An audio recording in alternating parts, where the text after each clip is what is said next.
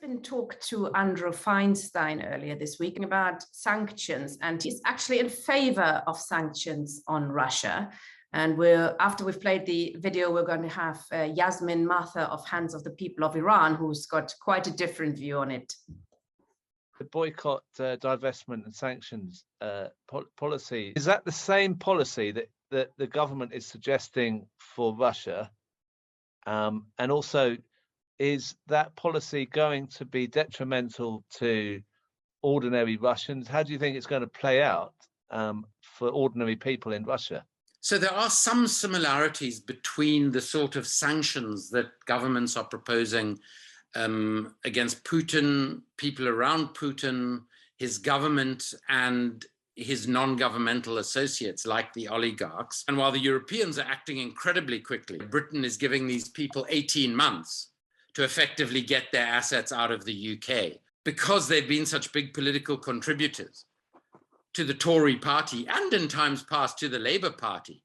Let's not forget that Tony Blair was a cheerleader for Vladimir Putin. Those sanctions are exactly the sort of sanctions that should be in place against Israel, against Saudi Arabia and the United Arab Emirates. So our oligarchs, like Uzmanov, like Abramovich, like the chap who was made a lord by the Tories, who owns the Evening Standard because he gave the Tories a whole lot of money, these people only still have their billions and have their freedom and are able to launder their money in the UK because they're on Putin's side and they're business associates of Putin's. The BDS movement that was so successful in ending apartheid in South Africa, which I experienced firsthand, which is why I'm such a supporter of BDS.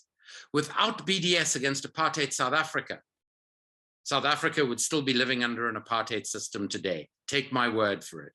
And that sort of BDS involves actually excluding that government from strategic imports, oil, weapons. There was an oil embargo, an arms embargo against apartheid South Africa, taking money out of those countries where possible, boycotting culturally, academically, sports links. All of this should be happening to Russia. All of this should be happening to Saudi Arabia and the UAE.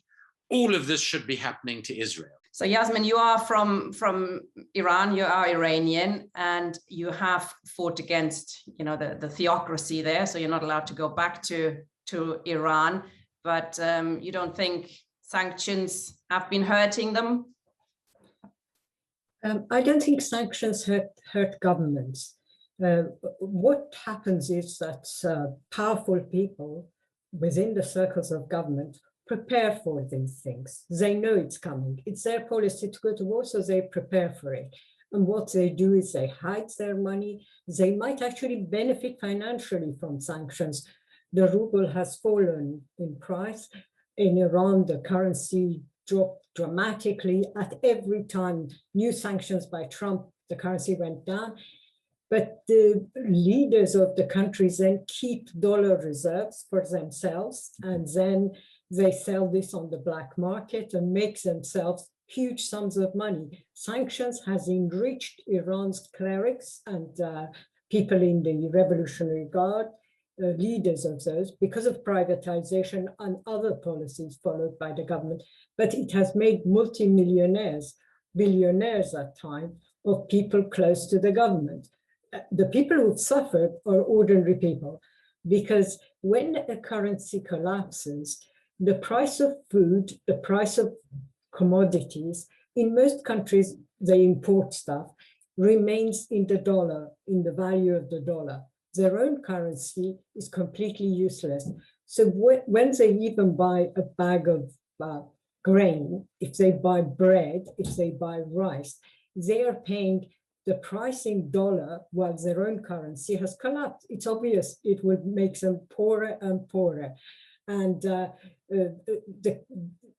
if they do have meager savings, it completely loses value because the stock market in their own country collapses. So no, I don't think sanctions work.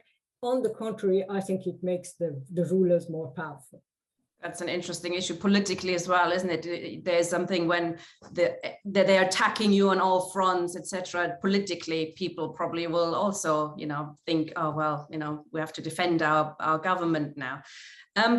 Some people believe that if you have sanctions on a country like Russia now, it will make the people really angry. The working class will get really angry, and they're going to overturn. So there isn't actually there is an idea that the sanctions aren't actually supposed to target the rich. They are supposed to target the poor, so that they will rise up and take on their dictator. Do you think that's working? Well, we know that Trump and the Israeli government, Netanyahu, when he was in power, were giving their own audiences news about how adding one more sanction to Iran would finish the government, would the collapse. It would create the collapse of the Islamic Republic. And in fact, all the signs are not only that the government didn't collapse, it consolidated its force, but right-wing forces within, if you like, the more conservative, because they're all right-wing, but the more conservative elements within the Islamic Republic became far more powerful, because they were saying, look, we signed this deal, we were obedient, we signed the nuclear deal, look, Trump is trying to punish you. And so why should we keep uranium at the levels that the West is telling us? Let's go and do what we can do. So yes, I think in a way it helps governments getting their own support. In Russia, there is oligarchs, mafias of capitalism, serious secret service. How could ordinary people overthrow this at a time when they're even under more pressure for their basic needs? That is, I think, a fallacy there, to believe that the poorer you are, the more revolutionary will be. I think the situation across the world also shows that if you're preoccupied with surviving and feeding your family, etc., organizing a demo or a strike is probably not the first thing on your mind.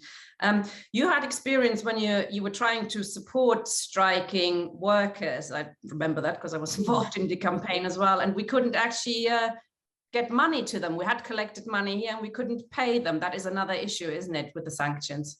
Okay, so the sanctions against Iran, and all the financial papers are saying they are really, really strong. They're not the 18 months that Andrew was mentioning in terms of oligarch and so on.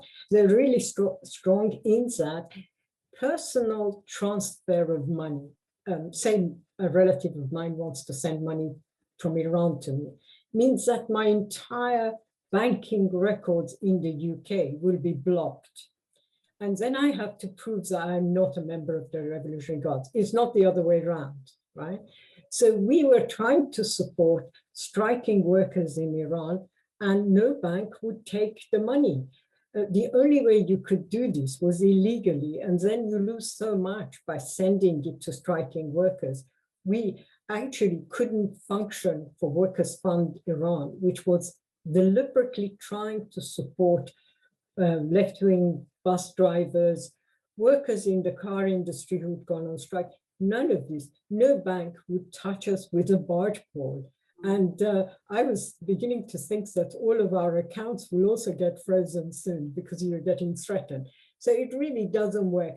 I have to say, though, that the Iran sanctions, Iran has been banned from SWIFT completely. So it's really, really strong pressure on Iran. And of course, it hasn't had the effect so far. I was wondering if we could talk about what, I mean, it would be better Andrew is here because we can't really, have real debate with him, but he's in favor of, he equates BDS's movement with now calling for sanctions on Russia. I think the key difference is that the working class in Palestine and Israel has actually called for sanctions on Israel, whereas the same is not true for Russia. So the Russian working class, I think we should always side with those below fighting, and they have not called for sanctions. So is this a crucial difference for you in terms of supporting sanction, yes or no? I think so. And my major other difference, in terms of South Africa, the West had decided it didn't want to support the government anymore. It wasn't simply that it was only BDS. And of course, in terms of Israel, it's a campaign from below, from everywhere, both the supporters outside Israel, but also inside the occupied territories.